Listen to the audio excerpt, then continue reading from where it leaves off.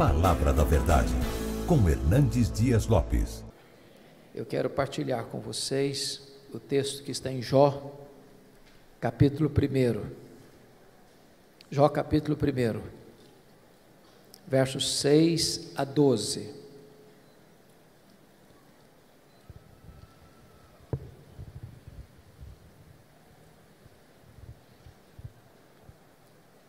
Jó, capítulo 1, 6 a 12. Está escrito o seguinte: num dia em que os filhos de Deus vieram apresentar-se perante o Senhor, veio também Satanás entre eles. Então perguntou o Senhor a Satanás: de onde vens? Satanás respondeu ao Senhor e disse: de rodear a terra e passear por ela. Perguntou ainda o Senhor a Satanás: observaste o meu servo Jó? Porque ninguém há na terra semelhante a ele, homem íntegro e reto, temente a Deus e que se desvia do mal. Então respondeu Satanás ao Senhor: porventura Jó debalde ou inutilmente teme a Deus? Acaso não o cercaste com sebe a ele, a sua casa e a tudo quanto tem? A obra de suas mãos abençoaste, e os seus bens se multiplicaram na terra. Estende, porém, a tua mão e toca-lhe em tudo quanto ele tem, e verás se não blasfema contra ti na tua face. Disse o Senhor a Satanás: eis que tudo quanto ele tem está em teu poder, somente contra ele não estendas a tua mão. E Satanás saiu da presença do Senhor. Agora capítulo 2, versos de 1 a 6, por favor.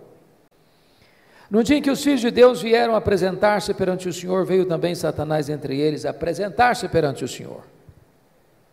Então o Senhor disse a Satanás: de onde vens? Respondeu Satanás ao Senhor e disse: de rodear a terra e passear por ela. Perguntou o Senhor a Satanás: observaste o meu servo Jó? Porque ninguém há na terra semelhante a ele, homem íntegro e reto, temente a Deus e que se desvia do mal. Ele conserva a sua integridade, embora me incitasses contra ele para o consumir sem causa. Então Satanás respondeu ao Senhor: pele por pele, e tudo quanto o homem tem dará pela sua vida. Estende, porém, a tua mão e toca-lhe nos ossos e na carne, e verás se não blasfema contra ti na tua face. Disse o Senhor a Satanás: eis que ele está em teu poder, mas poupa-lhe a vida. Meus amados, esse texto registra esse episódio da reunião de Deus com seus filhos, e eu quero crer que aqui são os anjos, e eu quero crer que nas regiões celestes. E a Bíblia não dá explicações, mas diz que Satanás apareceu por lá. E é curioso que quem começa a conversa é Deus, perguntando para Satanás assim: de onde vens? Satanás respondeu: de rodear a terra e passear por ela. Satanás é uma espécie de turista inveterado. Ele está por aí, está antenado, está de olho, está procurando alguém para devorar. E Deus cutuca outra vez, perguntando assim para ele: observaste o meu servo Jó? E Deus dá o currículo de Jó. Não tem ninguém na terra semelhante a ele, homem íntegro, reto, temente a Deus e que se desvia do mal. Em outras palavras, Jó era o homem mais piedoso da sua geração. Quando a Bíblia diz que ele era um homem íntegro, isso significa que é aquilo que você é quando ninguém está vendo, com a porta do quarto trancada. Quando diz que ele é um homem reto, significa que ele é exatamente aquilo que as pessoas estão percebendo. Um homem que tem uma vida pautada pela verdade e pela justiça. Homem temente a Deus significa que isso é o princípio da sabedoria. Homem que se desvia do mal significa que ele é deliberadamente santo. Bom, Satanás podia ter respondido para Deus assim: bom, esse eu não conheço ainda, estou meio ocupado, tenho outras agendas, quem sabe um dia eu boto os olhos nele, eu observo ele. Mas não foi a resposta de Satanás para Deus, não. Satanás respondeu assim para Deus: mas também puderas, desse jeito aí, qualquer um te adora, tu tens abençoado a vida dele, tu tens colocado um grande muro de proteção ao redor da família dele, tudo que esse homem bota a mão vira dinheiro, os bens dele prosperam na terra, desse jeito aí é muito fácil te adorar. Satanás com isso insinua duas coisas. Primeiro, Satanás insinua que ninguém adora a Deus por quem Deus é, apenas por aquilo que Deus dá. Satanás insinua que Jó só adora a Deus por causa das bênçãos que recebe de Deus e não por causa do caráter de Deus.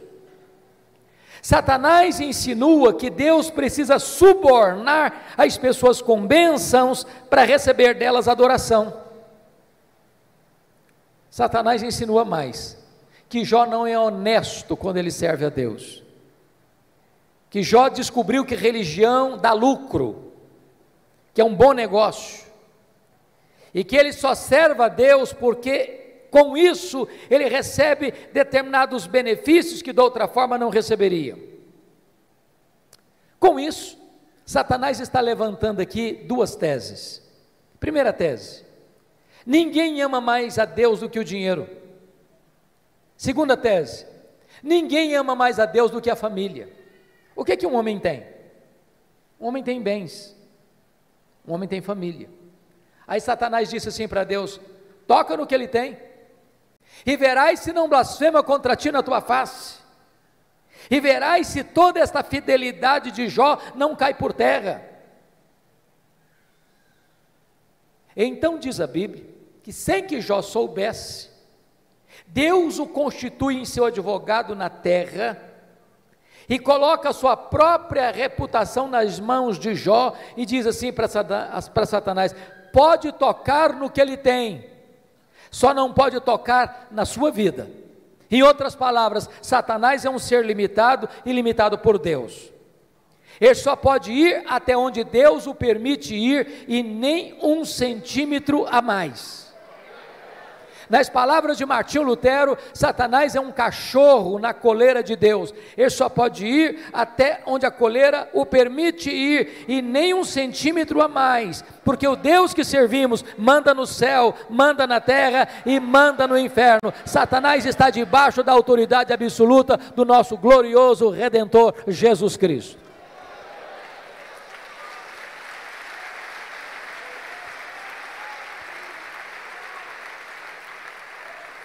Com a permissão de Deus, Satanás, porém, sai dali para provocar um verdadeiro terremoto na vida de Jó.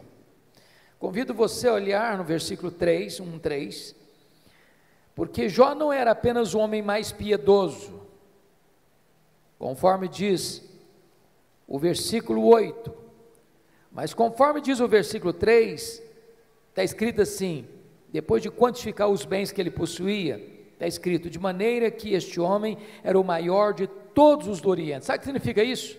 Ele era o homem mais rico da sua geração. Cai um mito aqui: não é pecado ser rico. Você pode ser o homem mais rico e ao mesmo tempo o mais piedoso. O problema não é ser rico, o problema não é ter dinheiro, o problema é o dinheiro nos ter. O problema não é ter dinheiro no bolso, o problema é entronizar o dinheiro no coração. O problema não é o dinheiro, o problema é o amor do dinheiro. Mas, não obstante Jó ser o homem mais rico da sua geração, veja você comigo, que nos versos 14, 15 e 16, Satanás vai usar os sabeus, Satanás vai usar os caldeus, Satanás vai usar o fogo, para destruir tudo que Jó tinha, de uma maneira abrupta e rápida. O homem mais rico entra em colapso financeiro, o homem mais rico quebra, vai à bancarrota. Bom, você e eu conhecemos gente que por muito menos dá um tiro na cabeça, por muito menos blasfema contra Deus. A grande pergunta é: será que a tese de Satanás era verdadeira? Será que Jó amava mesmo mais a riqueza e o dinheiro do que a Deus? Será que Jó blasfemaria mesmo contra Deus? Será que a tese de Satanás era verdadeira? A resposta, confira comigo, está no versículo 21.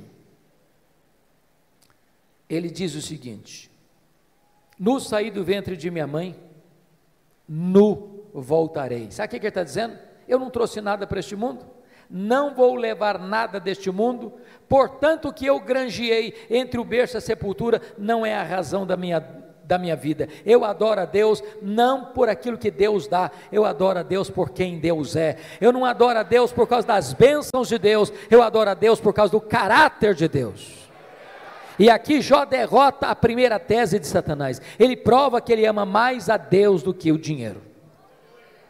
Mas tem uma segunda tese: ninguém ama mais a Deus do que a família. Se você ler capítulo 1, versículo 5, você vai notar que Jó era um pai exemplar, mesmo sendo muito rico e tendo uma agenda tão congestionada, e mesmo tendo 10 filhos e todos eles adultos, e Jó costura a unidade dos filhos. E há uma coisa curiosíssima aqui, já que nós temos pais e filhos aqui, toda família que tem mais de um filho sabe disso. Os filhos não são naturalmente unidos. Quando você vê uma família unida, pode ter certeza, por trás tem um pai e tem uma mãe que trabalha para que os irmãos sejam amigos. Agora, quando tem dinheiro por trás, é mais complicado ainda. Sabe por quê? O dinheiro não tem liga, o dinheiro não tem amálgama, o dinheiro divide, o dinheiro separa. Porque Jó era um pai intercessor, porque Jó era um pai presente, porque Jó era um pai conselheiro, porque Jó era um pai que se preocupava com a salvação e a santificação dos seus filhos. Diz a Bíblia que os seus filhos eram amigos e unidos. Mas no mesmo dia que acontece o colapso financeiro de Jó, ele recebe a mais amarga notícia da vida. Os seus 10 filhos, num dia de festa, na casa de um deles, sofrem um acidente, e todos os 10 filhos de Jó morrem no mesmo acidente. Você já pensou o que é um pai levar para o cemitério todos os seus filhos num único dia? Como é que ele volta de lá? Como é que ele recomeça a vida? Como é que ele se levanta do luto? Como é que ele reconstrói seus sonhos? Será que Jó blasfemaria contra Deus? Será que a tese de Satanás era verdadeira? Será que ninguém de fato ama mais a Deus do que a família?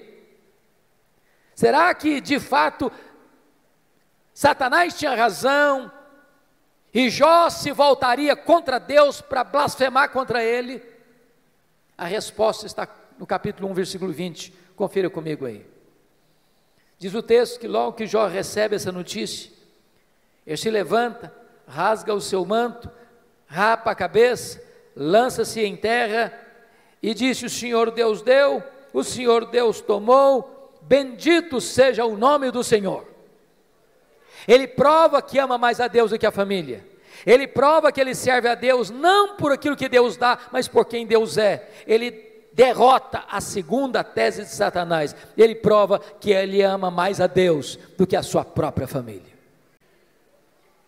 Mas agora vem o capítulo 2, e novamente Deus está lá com seus filhos, e Satanás aparece por lá. E é curioso que é Deus quem começa de novo perguntando do mesmo jeito: de onde vens? Satanás respondeu assim: de rodear a terra e passear por ela. Sabe o que significa isso?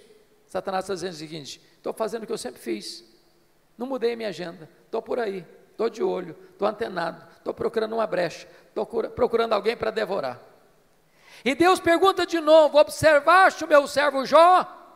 E dá o currículo de Jó sem alterar uma vírgula. Não tem ninguém na terra semelhante a ele, homem íntegro, reto, temente a Deus, que se dizia do mal. E Deus diz: me incitasses contra ele para o destruir sem causa, mas ele permanece íntegro. Sabe o que Deus está dizendo para Satanás? Satanás, suas teses são mentirosas, suas teses são falsas. Você diz que ninguém ama mais a Deus do que o dinheiro e do que a família, pois Jó provou que me ama mais do que ao dinheiro, provou que me ama mais do que a família. Jó derrotou as suas teses, Satanás. Então Satanás levanta uma terceira tese: pele por pele, e tudo que o homem tem dará pela sua vida. Toca-lhe nos ossos, toca-lhe na carne, e verás se não blasfema contra ti na tua face.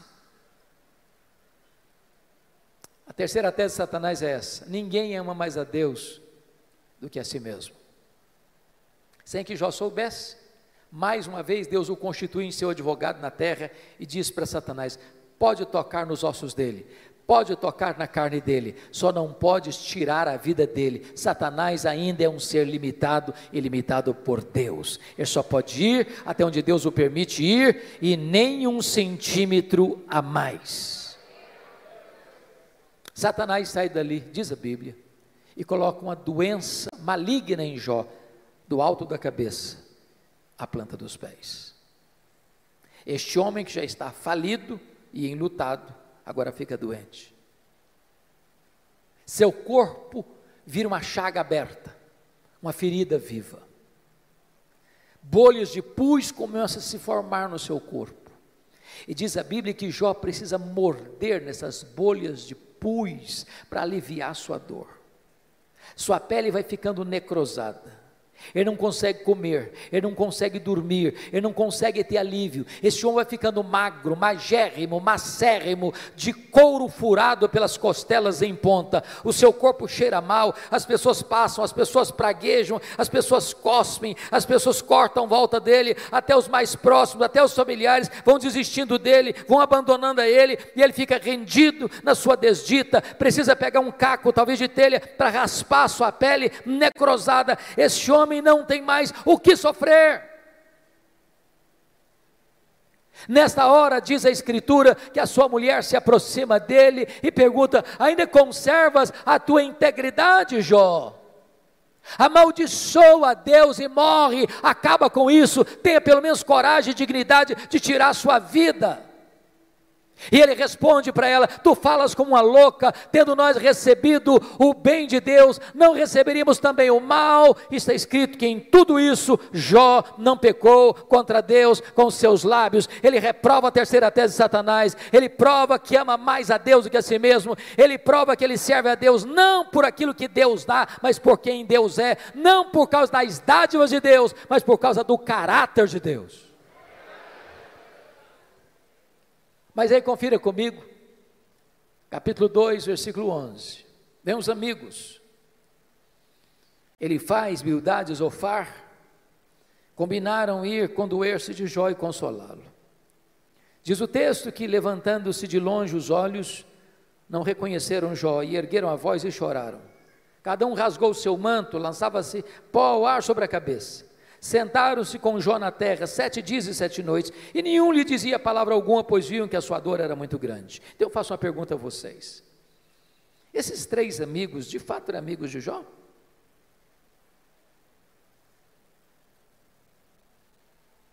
A resposta óbvia é: claro que eram amigos. Eu faço uma pergunta a você: alguma vez você já recebeu alguma visita assim? Quando você estava passando um momento difícil, pessoa que vem de longe, 7 dias, sentado com você no chão, sem abrir a boca, chorando ao ver o seu sofrimento? Você já fez a alguém alguma visita dessa natureza? Mas qual era o problema desses homens então? O problema desses amigos de Jó, que num dado momento eles deram uma de teólogos. Eles começaram a cogitar, desenvolveram uma lógica cartesiana de causa e efeito, e eles pensaram assim: para Jó estar sofrendo, ele deve ter feito alguma coisa errada, mas para Jó estar sofrendo muito, ele deve ter feito muita coisa errada. Mas eles não só pensaram, eles falaram. Mas eles não só falaram, falaram para Jó. E assacaram contra Jó os mais pesados libelos acusatórios, chamaram Jó de louco, chamaram Jó de adúltero, chamaram Jó de ladrão, falaram para Jó que ele roubou os órfãos e as viúvas, por isso que ficou rico, falaram para Jó que por ser ele um homem louco, Deus havia matado os seus filhos, e eles foram massacrando Jó, eles foram cravando Jó com as suas setas venenosas, e eles foram colocando Jó debaixo de um rolo compressor, e eles massacraram este homem de Deus. Sabe o que Jó fez? O que você e eu faríamos? Jó começa a perguntar para Deus: por que, meu Deus? Por que eu estou sofrendo? Por que a minha dor não cessa? Por que eu não morri no ventre da minha mãe? Por que eu não morri ao nascer? Por que os seios da minha mãe não estavam murchos de leite para eu morrer de fome? Por que o Senhor não me mata de uma vez? Jó levantou aos céus 16 vezes esta mesma pergunta: por quê, por quê, por quê, por quê, por quê? Jó levantou aos céus 34 queixas contra Deus. Sabe qual foi a resposta de Deus para ele? O total silêncio.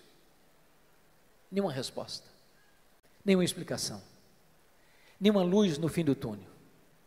Eu posso garantir para vocês hoje aqui, o silêncio de Deus grita mais alto nos ouvidos da nossa alma que o ruído mais barulhento das circunstâncias mais adversas.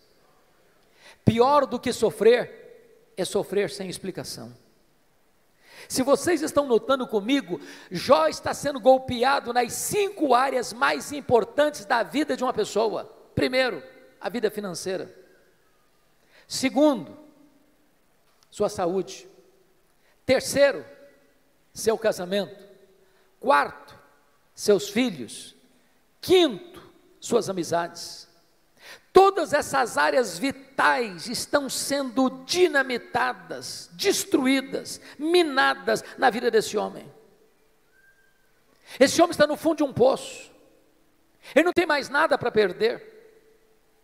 Ele está completamente rendido à sua desdita, ao fracasso, à derrota. Esse homem não tem nada mais em quem segurar, a quem buscar. Ele está no fundo de um poço.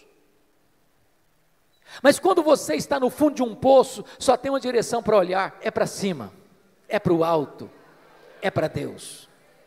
Esse homem perdeu os seus bens, esse homem perdeu a sua saúde, esse homem perdeu o apoio da sua mulher, esse homem enterrou os seus filhos, esse homem perdeu o apoio de seus amigos, esse homem olha para todo lado e tudo é ruína na vida dele, mas esse homem não perdeu uma coisa: esse homem não perdeu a sua confiança em Deus.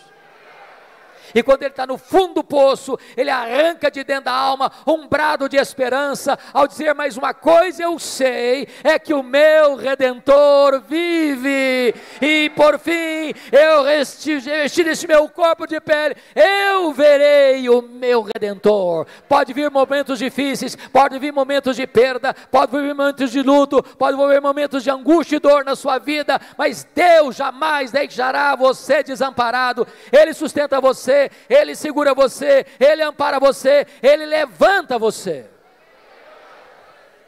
É curioso, irmãos, que quando Jó arranca do peito esse brado de esperança, Deus rompe o silêncio e começa a falar com ele. Mas curiosamente, Deus, ao conversar com Jó, Deus não respondeu nenhuma das 16 perguntas de Jó. Deus não respondeu nenhuma das 34 queixas de Jó. Ao contrário, Deus fez 70 perguntas para Jó. 70. Todas perguntas retóricas, que não dava para responder.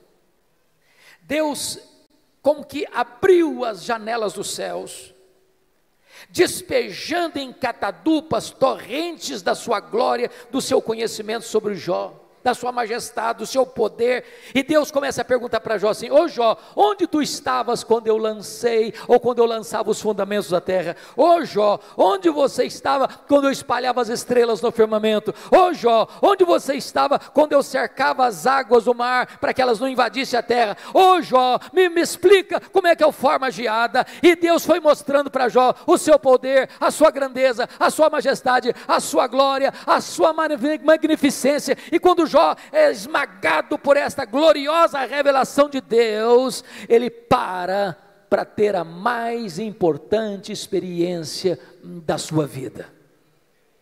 E eu gostaria de contar para você como é que ele teve essa experiência.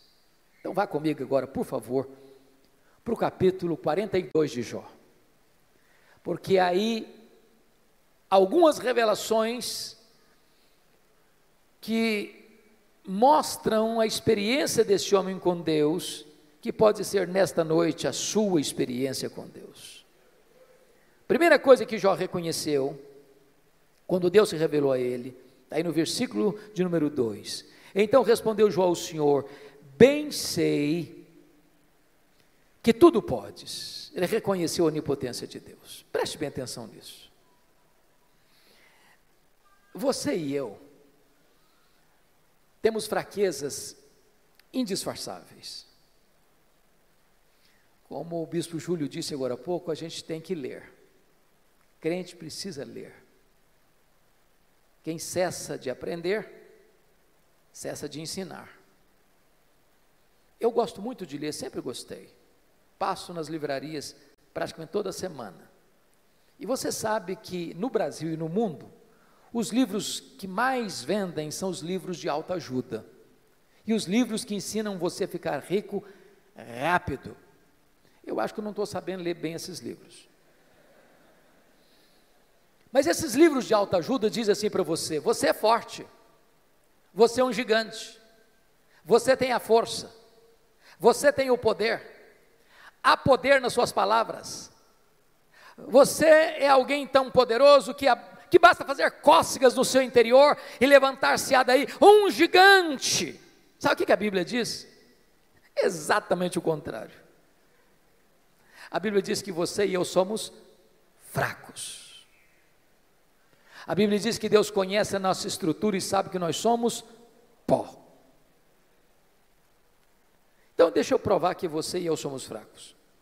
Primeiro, nós temos fraquezas físicas.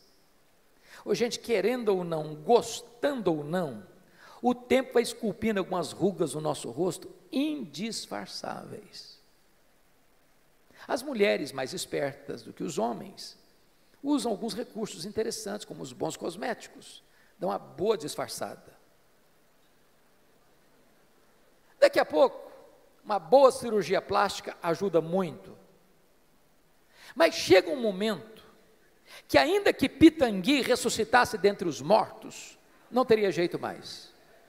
As pernas ficam bambas, os braços descaídos, os joelhos trôpegos, os olhos embaçados. E diz os entendidos que cada fio de cabelo branco que brota na nossa cabeça é a morte chamando-nos para um duelo. Eu acho até um exército acampado ao meu redor.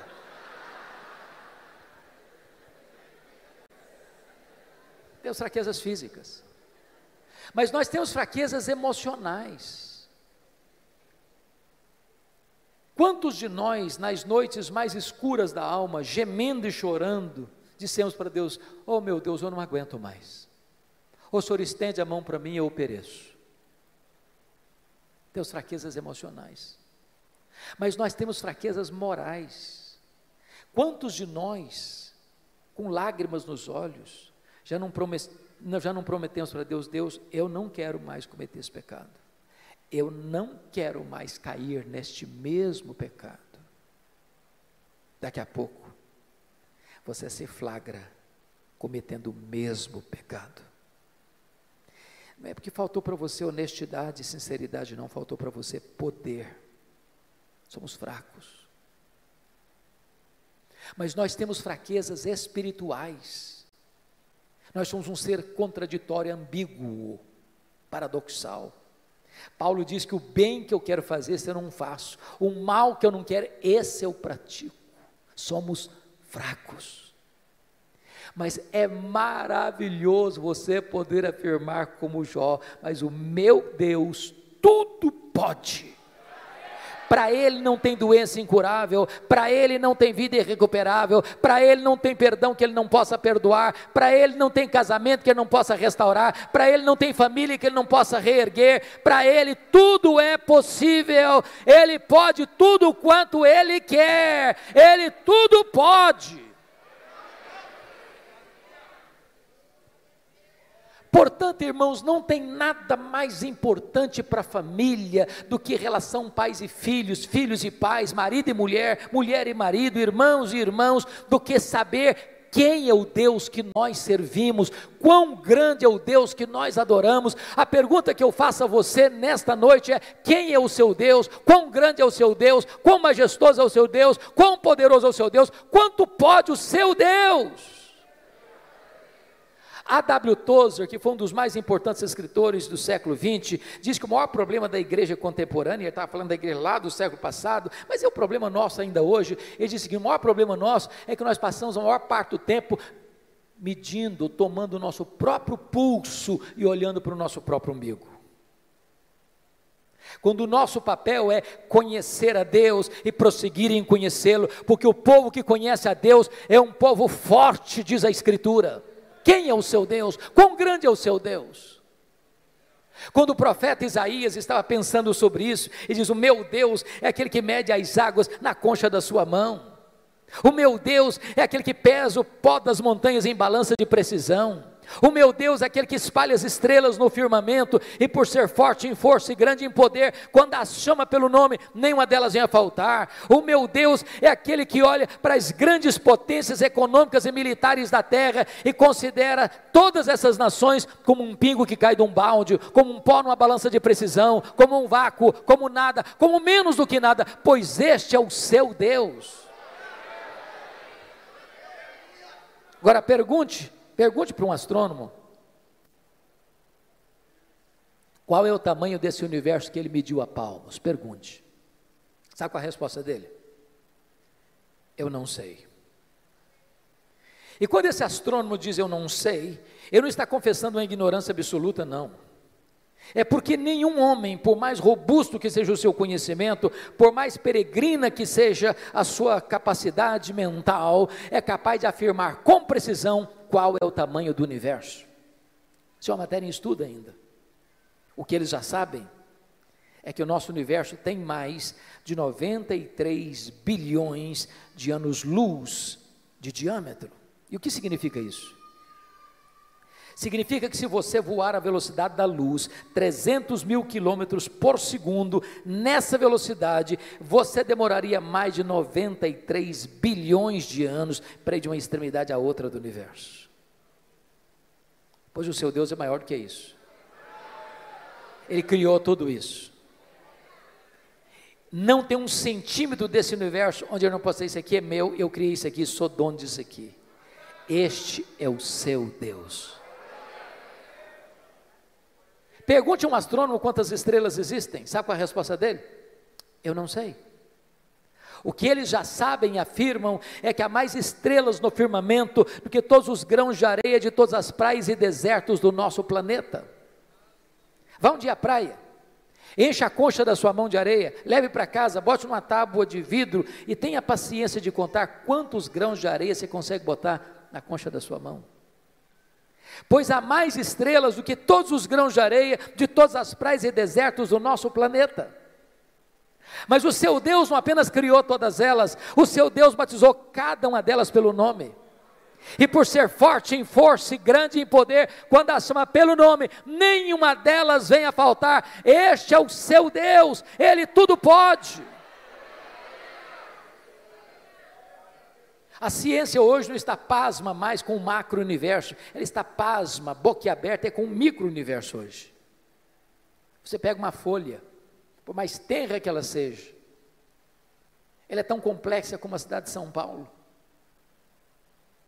Você pega uma gema de ovo, ela é mais complexa do que qualquer coisa que o homem já inventou. Dr. John Wilson, catedrático de Harvard, uma das maiores autoridades de oftalmologia no mundo, diz que você e eu temos em torno de 2 milhões de fios duplos encapados em cada um dos nossos olhos, e se não for assim, haveria um curto-circuito e nós ficaríamos cegos. Dr. Marshall Nirenberg, prêmio Nobel de Biologia, fez uma das mais importantes descobertas no século passado. Ele descobriu que você e eu somos um ser programado geneticamente, computadorizadamente programados. Ele descobriu que você e eu temos em torno de 60 trilhões de células vivas no nosso corpo. Descobriu mais, que em cada uma dessas células você tem 1,70 m de fita DNA, onde estão gravados e computadorizados todos os seus dados genéticos. Se você espichar a fita DNA do seu corpo, você terá 102 trilhões de metros de fita DNA, você terá 102 bilhões de quilômetros de fita DNA no seu corpo, daria para dar diversas voltas no sistema planetário. Dr. Loy vai dizer mais tarde, códigos de vida não se originam espontaneamente, códigos de vida não se originam de uma explosão cósmica, códigos de vida não se originam de uma evolução de milhões e milhões de anos, códigos de vida foram plantados em você pelo Deus Todo-Poderoso, Criador dos céus e da terra, e este Deus é o seu Pai, é o seu Deus, Ele tudo pode.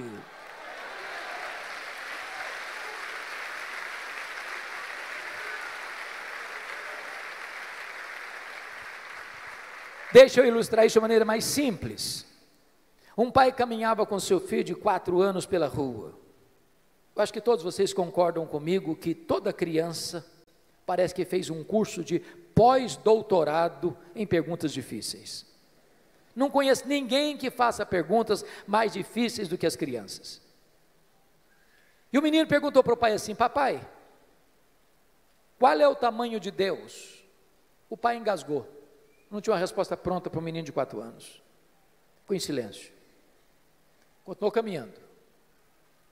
Daqui a pouquinho ele escuta os roncos das turbinas de um avião supersônico lá nas alturas excelsas. O pai diz: filho, olha para cima. Você está vendo aquele avião? O filho disse: sim, papai, estou vendo. O pai perguntou: qual é o tamanho daquele avião, meu filho? O menino respondeu: pequeno, papai, muito pequeno. Estava muito longe. O pai pegou o menino, levou para o aeroporto. Lá tinha um jumbão de mais de 400 passageiros estacionado. O pai chegou bem perto e perguntou: está vendo esse avião, filho? Estou vendo, papai. Qual é o tamanho desse avião, filho? Grande, esse é muito grande, papai. O pai disse: filho, pois Deus é do mesmo jeito. Se você está longe de Deus, meu filho, Deus parece pequeno para você, aí os seus problemas ficam enormes.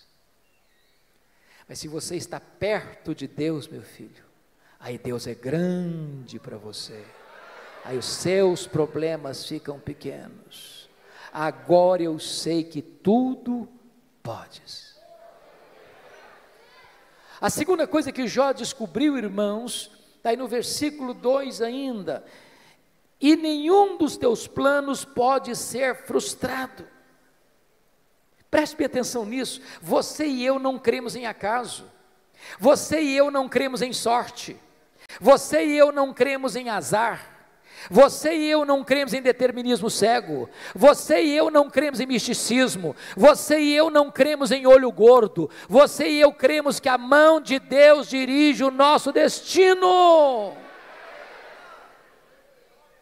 Pode ter certeza disso. Se você está passando um momento difícil, se você está passando por um vale, se você está passando por uma prova, se você está passando por um momento amargo, seja financeiro, seja de saúde, seja na sua família, isso não pegou Deus de surpresa, isso não desfez os propósitos de Deus na sua vida. Deus está trabalhando por você e não contra você. Sabemos que todas as coisas cooperam para o bem daqueles que amam a Deus. Se Ele está permitindo você passar por uma luta, Ele tem um plano, Ele tem um propósito, Ele vai transformar tudo isso para o seu bem, e você vai ficar mais maduro, e você vai ficar mais parecido com o Senhor Jesus Cristo. Nenhum dos planos de Deus pode ser frustrado. Terceira coisa que Jó vem a descobrir, pelo conhecimento que ele teve de Deus, ele reconheceu sua profunda limitação. Olha o versículo 3. Na verdade eu falei do que eu não entendia. Coisas maravilhosas demais para mim, coisas que eu não conhecia. Vamos entender isso aqui. Quando alguém está sofrendo, como Jó sofreu, via de regra a pessoa faz duas coisas. Ou se cala estoicamente, tranca os dentes, ou fala.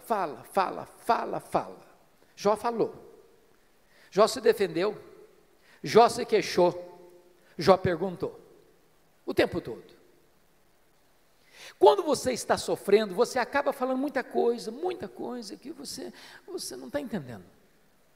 Sabe por quê? Porque você e eu não enxergamos no escuro, você e eu não enxergamos na curva. Deus está vendo lá no fim, e Ele sabe que as curvas da estrada não tiram o seu alvo de chegar lá no fim.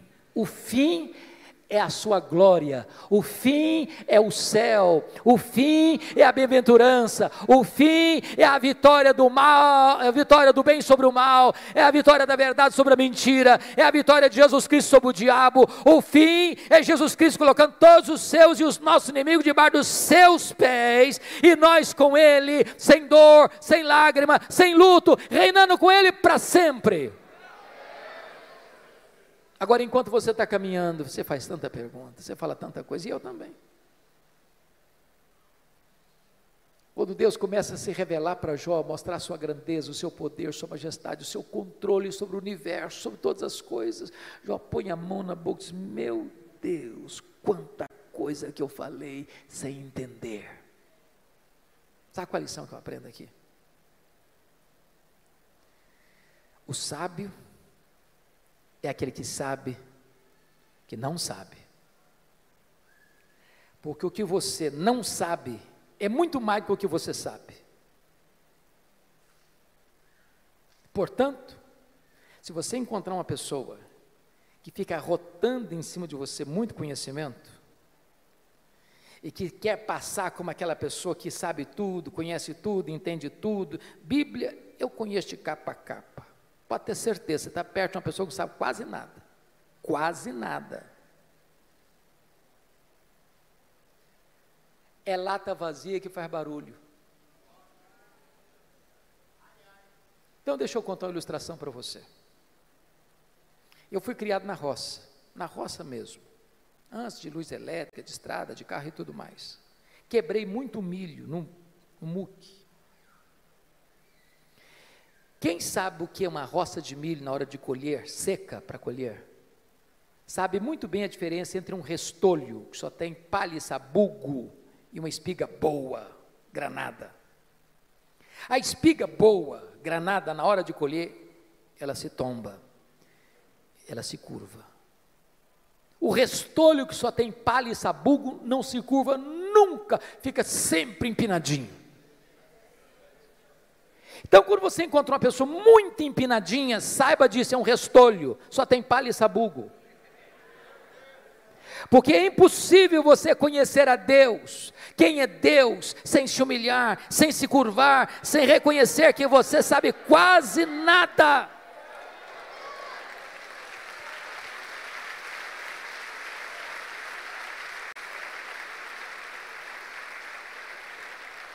Quarta coisa que Jó descobriu que mudou a vida dele, ele reconheceu o seu limitado conhecimento de Deus. Olha o versículo 5 comigo. Eu te conheci só de ouvir, mas agora os meus olhos te veem. Irmãos, eu entro em crise com esse versículo. Sabe por que eu entro em crise com esse versículo? Lá no capítulo 1, versículo 8, Deus disse sobre esse homem aí, não tem ninguém na terra semelhante a ele, homem íntegro, reto, temente a Deus, que se desvia do mal. Isso não é rasgação de seda de amigo, não. Quem está dizendo isso é Deus. Deus não tem uma opinião a seu respeito, Deus tem um diagnóstico. Agora, como é que esse homem, que Deus chama do homem mais piedoso da sua geração, pode fazer uma declaração dessa? Oh Deus, eu te conheci só de ouvir, agora os meus olhos te veem. Não parece contraditório? Mas para entender isso, eu vou fazer uma pergunta para você. Você conhece a Deus? Conhece mesmo? Quanto você conhece? Quanto? Eu explico. Havia um homem que nunca tinha visto o mar. Brincando, eu acho que ele era mineiro. Um dia ele faz uma viagem para o litoral e vê o mar. E ele fica encantado. Ele diz: agora eu conheço o mar. Aproxima-se dele um marujo, com a pele tostada de sol e sal, por viver nas procelas do mar, e diz: eu também conheço o mar. Qual a diferença entre eles? Você conhece a Deus? Quanto você conhece a Deus? João 17,3 diz que a vida eterna é esta: conhecer a Deus e a Jesus Cristo, a quem enviaste. Sabe de uma coisa? Que a própria essência da vida eterna é conhecer a Deus. Sabe o que você vai estar fazendo no céu depois que você tiver 1000 anos lá na glória? Você vai estar conhecendo a Deus. Sabe o que você vai estar fazendo no céu depois que você tiver 1 bilhão de anos lá na glória? Você vai estar conhecendo a Deus. Sabe o que você vai estar fazendo no céu depois que você tiver 1 trilhão de anos lá na glória? Você vai estar conhecendo a Deus. Jamais haverá um tempo na eternidade onde você possa dizer: conheço tudo de Deus, não tem mais nada para conhecer, agora eu vou botar a vida no piloto automático. Deus é inesgotável em seu ser. O céu vai ser dinâmico. A Bispo Júlia, há poucos dias eu tomei um susto. Uma menina adolescente da igreja chegou para mim e disse assim: pastor. Falei: pois não, filha. Ela disse assim: eu não quero ir para o céu não. Eu tomei um susto. Disse: como? Eu não quero ir para o céu não. Falei: mas você está maluca? O que aconteceu? Não, não quero ir não. Falei: então me explica esse negócio. Ah, pastor, a ideia de céu que eu tenho, sabe o que é? Que eu vou estar numa nuvem branca, com a harpa na mão, tocando, cantando, tocando. Ah, eu não aguento essa vida inteira não, eu quero coisa nova para a minha vida. Tem gente que acha que o céu vai ser chato. Se você não gosta de trabalhar, você está encrencado. Sabe por quê? Que a Bíblia diz que lá no céu nós vamos trabalhar. Seus servos o servirão. Agora pense comigo que nesse corpo frágil, que fica cansado, que fica doente, que fica velho, que fica caquético, nós conseguimos fazer coisas tão fantásticas, e diz Einstein que nós não usamos nem 10% do nosso potencial. Você já imaginou que nós não vamos poder fazer com um corpo 100% turbinado pela glória de Deus? Diz a Bíblia que você e eu vamos ter um corpo semelhante ao corpo da glória do Senhor Jesus Cristo. Jesus entrava numa casa fechada sem precisar abrir a porta. Jesus saía de Jerusalém, aparecia lá na Galileia sem precisar percorrer o trecho. Jesus subiu o assunto aos céus fisicamente. E eu pergunto para você: qual a distância da terra ao céu? Com que velocidade Jesus foi para o céu? Porque se ele foi para o céu na velocidade da luz, 300 mil quilômetros por segundo, depois de 2000 anos, ele está logo ali na esquina ainda. O que significa isso? A Bíblia diz que nós vamos ser como os anjos, não que nós não vamos ter um corpo, mas significa que nós vamos viver numa nova dimensão. Eu pergunto a você: com que velocidade um anjo vem do céu à terra? Jesus Cristo disse para Pedro lá no Getsemane: guarda essa espada, porque se eu precisasse de ajuda, eu rogaria ao Pai, Ele me mandaria mais de 12 legiões de anjos, mais de 72 mil anjos. Com que velocidade eles viriam? Os anjos não estão mais, não precisam e não estão presos às mesmas leis que nos governam aqui, pois o nosso corpo de glória vai ser assim. Nós vamos estar lá, nós viremos cá, nós subiremos, nós desceremos com a mesma velocidade, porque nós habitaremos novos céus e nova terra, e nós vamos conhecer a Deus, e nós vamos glorificar a Deus, e nós vamos trabalhar para Deus, e nós vamos amar a Deus, e nós vamos fruir a presença de Deus. Agora eu entendo Jó. Agora eu entendo Jó, ele está só arranhando a superfície, e você e eu também, tem muito mais, tem infinitamente mais. Então continua a ordem do profeta: conheçamos e prossigamos em conhecer ao Senhor. A última coisa que mudou a vida de Jó, confira comigo, está no versículo 6. Por isso eu me abomino e me arrependo no pó e na cinza. Ponto. ponto, ponto, ponto, ponto. Não entendi nada de novo. Muito difícil. Como é que eu vou entender esse homem que o próprio Deus diz que ele é o mais piedoso, está se abominando e se arrependendo no pó e na cinza? Eu esperava uma confissão dessa de um ladrão, de um assassino, mas do homem mais piedoso. É chocante. Explicação. As pessoas que mais lamentam e choram os seus pecados não são as que mais pecam, são as que mais perto de Deus andam.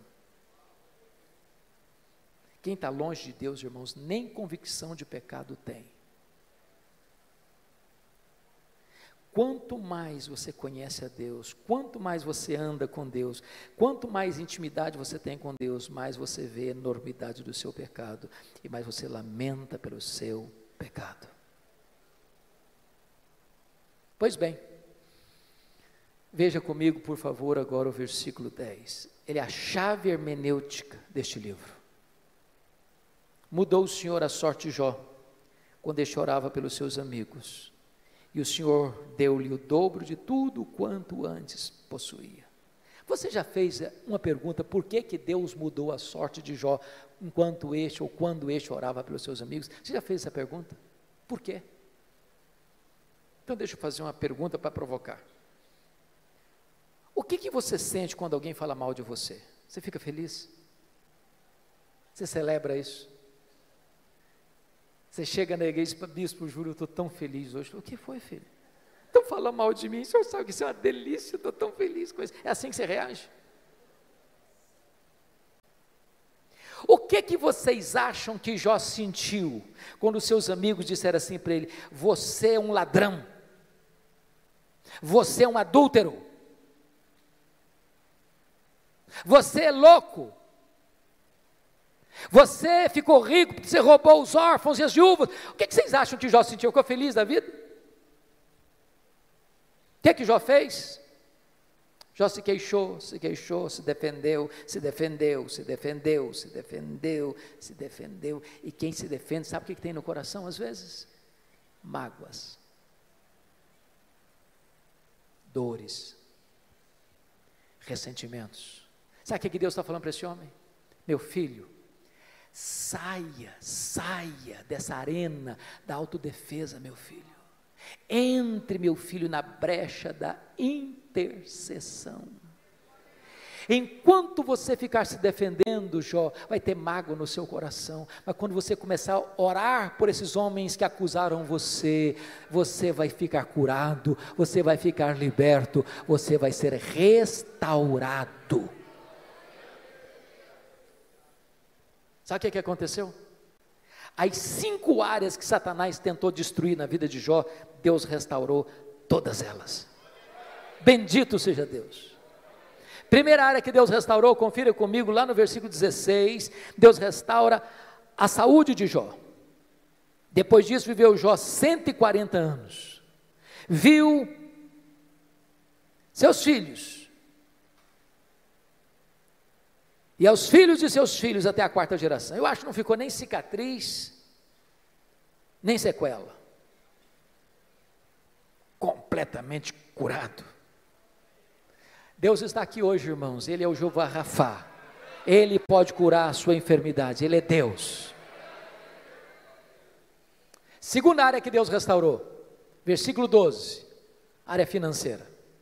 Se você comparar 1:3 com 42:12, você vai notar que Deus deu tudo em dobro. Eu quero dizer para você que Deus está aqui hoje e Ele é o Deus da restituição. Ele pode restaurar a sua vida financeira, Ele pode levar você mais além na sua vida financeira. Ele é o Deus da restituição. Terceira área que Deus restaurou, área das amizades. Confira comigo os versículos 8, a partir do 8. Eu acho isso maravilhoso, bispo Júlio. Porque os amigos de Jó que acusaram a Jó, Deus chega para eles e diz assim, vocês estão lembrados daquele homem que vocês criticaram, acusaram? Pois é, aquele homem é mais justo do que vocês. Então, eu não vou ouvir a oração de vocês, vocês vão ter que ir lá naquele homem que vocês criticaram, para que aquele homem que vocês criticaram ore por vocês. E quando ele orar por vocês, eu vou restaurar vocês. Sabe o que Deus está fazendo aqui? Honrando Jó. Honrando Jó. Eu vou dizer uma frase aqui, se você esquecer tudo que eu falei, mas lembrar dessa frase, me dou por satisfeito. E a frase é essa: cuida bem da tua integridade, e Deus cuidará da tua reputação. Você não tem que se defender, você tem que viver com Deus, porque quando você vive com Deus, Deus defende você. Quando você vive com Deus, aqueles que criticaram você vão ter que voltar a você e mudar de opinião a seu respeito. Deus restaurou Jó, e Deus restaurou os amigos de Jó. Quarta área que Deus restaurou, o casamento. Porque a Bíblia não diz que casou com outra? Eu quero crer que restaurou o casamento com a mesma mulher. Agora, pense comigo com a cabeça de um brasileiro, só um pouquinho agora. Quando Jó estava numa magrela, a mulher dele olhou para ele e disse: morre, homem, morre, mas morre logo. Agora Jó está curado, agora Jó está rico, agora Jó está no topo da pirâmide. O que vocês acham que, se ele fosse brasileiro, ele falaria para ela? Morre, mulher, morre. Talvez ele diria: minha filha, a fila andou, agora eu estou noutra. Mas deixa eu dizer algo para você, amado. Deus é especialista em pegar os cacos e fazer um vaso novo. Deus é especialista em curar feridas, em restaurar relacionamentos quebrados. Para Deus não tem impossíveis. Você que está pensando em desistir do seu casamento, não desiste não, invista nele. Deus pode fazer um milagre. Deus pode dar espírito de perdão ao seu coração. Eu achei muito curioso que há pouco tempo uma mulher chegou para mim e disse assim: pastor, eu estou vindo aqui dizer para o senhor que eu vou me divorciar. Eu tomei um susto. Como é que é o negócio? Eu estou dizendo para o senhor que eu vou me divorciar. Falei: verdade? É verdade, sim, senhor. E eu perguntei: mas por quê? Ela disse assim para mim: secou. Secou, não tem mais nada, secou. O sentimento secou. Olhei para ela e disse: secou, filha? Mas se secou, tem esperança. Ela regalou os olhos: o senhor está maluco? Tem esperança. Você não leu na Bíblia lá que Deus fez a vara seca de Arão florescer? Pois Deus faz florescer o que está seco no seu coração. Diz: pastor, o senhor endoidou. Estou falando para o senhor que morreu. Está claro agora? Morreu, está claro? Ou precisa botar legenda? Falei: morreu, filha? Mas se morreu, tem esperança. Você não leu na Bíblia lá que Jesus ressuscita os mortos? Pois Ele pode fazer ressuscitar o que está morto aí no seu coração. Tem esperança. Falei: pastor, o senhor endoidou, o senhor não está me entendendo não. Estou falando para o senhor que acabou, não tem mais nada, acabou, está claro agora? Falei: acabou, minha filha? Ué, mas se acabou, tem esperança. Ué, você não leu na Bíblia lá que Deus chama a existência as coisas que não existem? Se Ele chama a existência as coisas que não existem, Ele pode chamar a existência o que não está mais no seu coração. Você não vai separar essa semana não, você vai orar comigo uma semana, depois você volta aqui.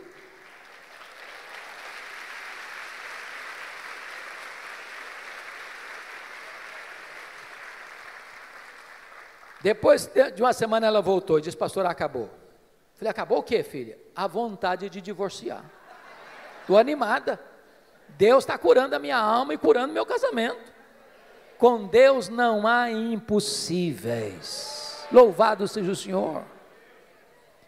A quinta e última área que Deus restaurou foram os filhos. Você nota comigo no capítulo 1, versículo de número 16,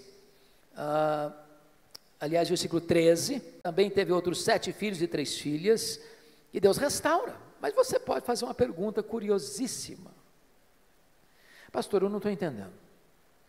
Se Deus devolveu tudo em dobro, e Jó antes tinha 10 filhos, quantos ele deveria ter agora?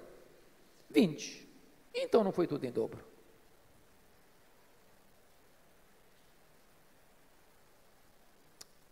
Deixa eu explicar isso bem.